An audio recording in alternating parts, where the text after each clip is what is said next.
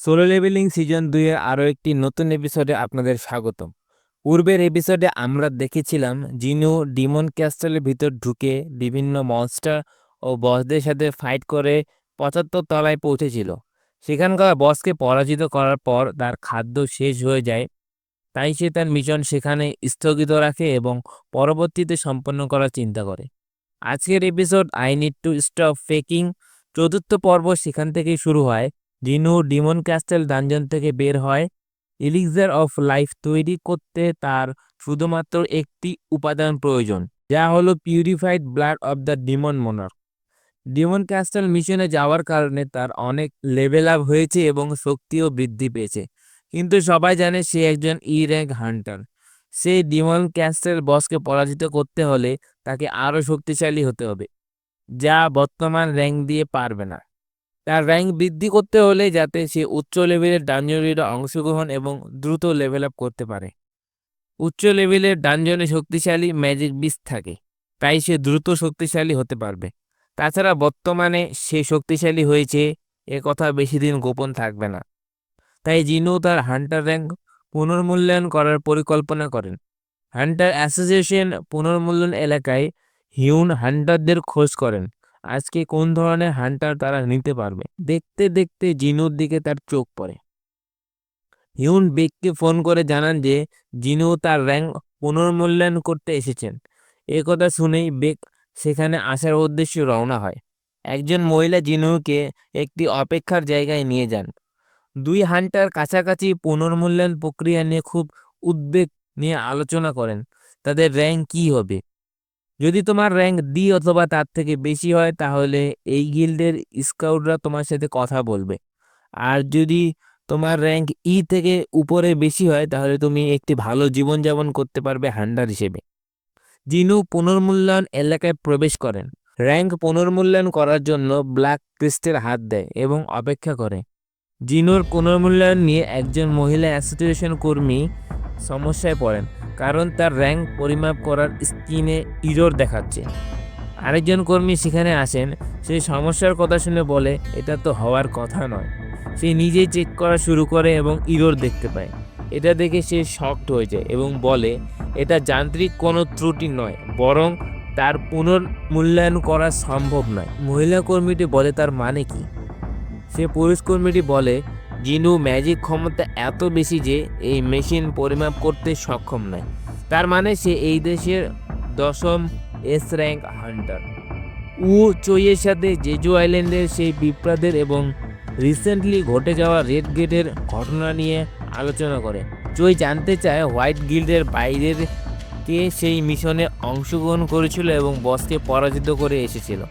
উ বলে এই বিষয়ে আমার কাছে সম্পূর্ণ তথ্য নেই। এরপর তারা হান্টার অ্যাসোসিয়েশনের ভিতরে চিল্লে আওয়াজ শুনে ভিতরের দিকে যায়।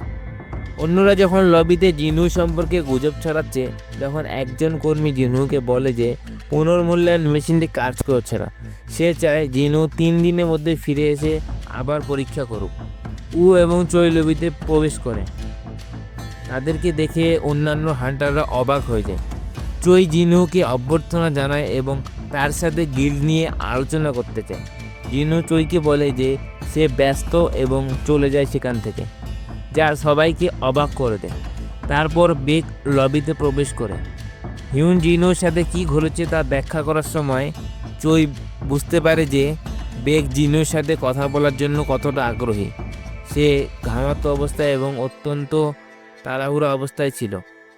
চই বিশ্বাস করেন যে জিনু সেই বহিরাগত ছিল যে রেড গেটটি ক্লিয়ার করেছিল। জিনু হাসপাতালে তার মায়ের সাথে দেখা করে।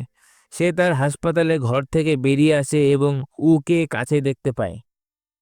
ও জিনুকে বলে যে তোমার উপর অ্যাসোসিয়েশন বর্তমানে নজর রাখবে যতক্ষণ পর্যন্ত না তোমার র্যাঙ্ক সম্পূর্ণভাবে নির্ধারণ হয়ে যায়। যদিও আমরা তোমার সাথে পারবো না, কারণ তুমি একজন এস র্যাঙ্ক হান্টার। এরপরে ও জিনুকে গোয়ের সাথে পরিচয় করে দেয়। সে হান্টার অ্যাসোসিয়েশনের চেয়ারম্যান।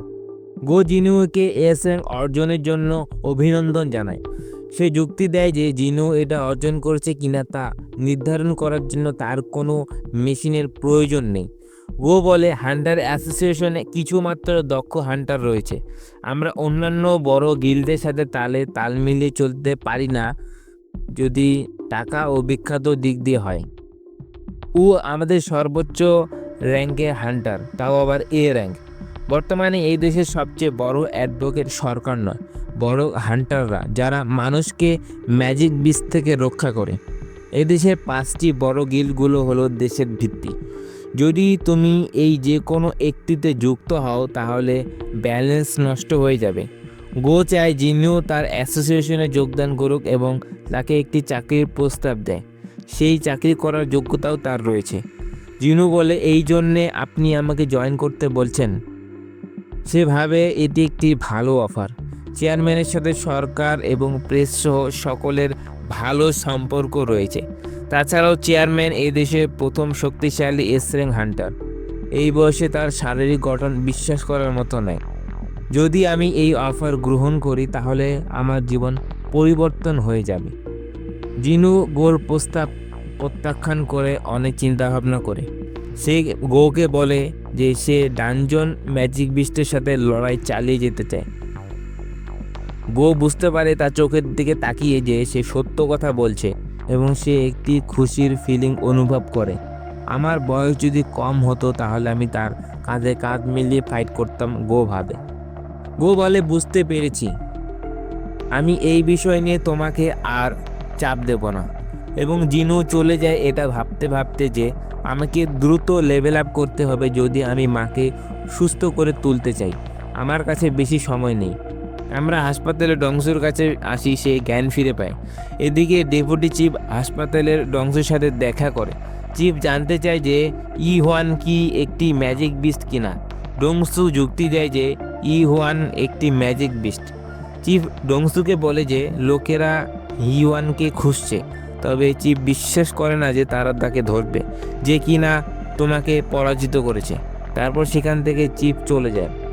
ডংসু জিনুর পিতার সাথে তার যুদ্ধের কথা ভাবছে। হিওয়ান ডংসুকে থ্রেট দিয়ে বলে তার পরিবারের সাথে ঝামেলা না করতে।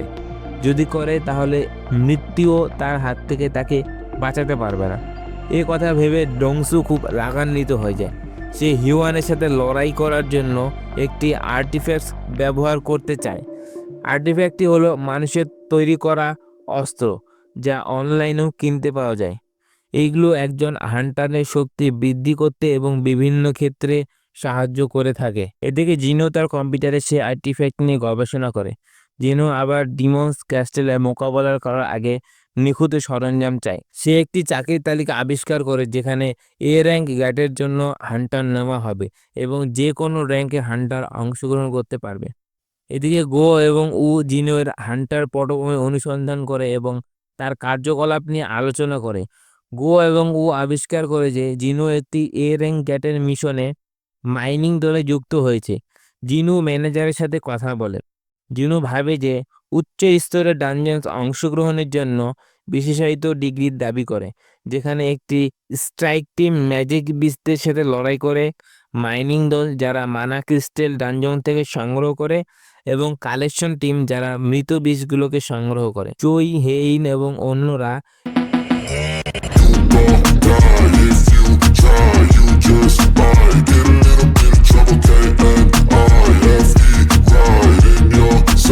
র্যাঙ্ক ডানজনের ভিতরে ম্যাজিক বিস্ট পরাজিত করার পর তারা গেট থেকে বেরিয়ে আসে। জিনু, চই এবং হেইনের যোগ্যতা সম্পর্কে মন্তব্য করে। Hein vice guild master of hunters guild, দেশের নবম র্যাঙ্ক হান্টার দ্য ড্যান্সার নামে পরিচিত। হেইন হঠাৎ করে চেয়ারম্যান গো এর উপস্থিতি অনুভব করে, কিন্তু সে ভাবে আমি কি এটা ইমাজিন করলাম? এখানে যেই ছিল না কেন সে শক্তিশালী ছিল, তার কোনো চিহ্ন নেই এখন। তারপর জিনু এবং তার সহকর্মীরা ডানজনে প্রবেশ করে। মাইনিং দলের কয়েকজন সদস্য জিনুর র্যাঙ্ক হান্টার নিয়ে কথাবার্তা বলে। জিনু এই বিষয়টি গুরুত্ব না দিয়ে তার কাজের দিকে যায়। সেই সময় একজনের সাথে ধাক্কা লেগে সে জিনুকে ভয় দেখানোর চেষ্টা করে। জিনু উল্টো তাকে ভয় দেখিয়ে দেয়। সেই মাইনিং টিমের ম্যানেজার জিনুর কাজ দেখে ভাবে সে কি আসলে একজন র্যাঙ্ক হান্টার। র্যাঙ্ক হান্টারের এমন শারীরিক গঠন কি হতে পারে? জিনু এ র্যাঙ্ক ডানজনের বসকে টের পায় এবং তার সাথে লড়াই করতে চায়। পরবর্তীতে জিনু এবং তার সহকর্মীরা যখন তাদের দায়িত্ব পালন করে তখন কেউ জিনুকে বলে যে এখন বিরতির সময়। জিনু তার সহকর্মীদের বলে যে সে বিরতি নেওয়ার আগে তার কাজ শেষ করতে চায়। জিনুর সহকর্মীরা চলে যাওয়ার পর জিনু এ র্যাঙ্ক ডানজন বসের অবস্থানের দিকে রওনা দেয়। জিনু বসের চেম্বারে পৌঁছায়, সেখানে একটি দরজা আছে। দরজার ওই পাশে ডানজনের বস, যে মেটিস থেকে বেশি শক্তিশালী, যাকে ডিমন ক্যাসেলের 75তম তলায় জিনু হারিয়েছিল। সে জানে যে বসকে হত্যা করা উচিত নয়। যদি তা সে করে তাহলে দরজাটি বন্ধ হয়ে যাবে, এতে হান্টার গিল্ডের অনেক ক্ষতি হবে। তবু জিনু এটি পরোয়া না করে লড়াই করার জন্য প্রস্তুতি নেয়। ঠিক সেই মুহূর্তেই হে ইন চলে আসে, জিনুকে বলে তুমি এখানে কি করছো, এবং আজকের そこ পর্ব で何を এখানেই してい শেষ るんで হয়। すか？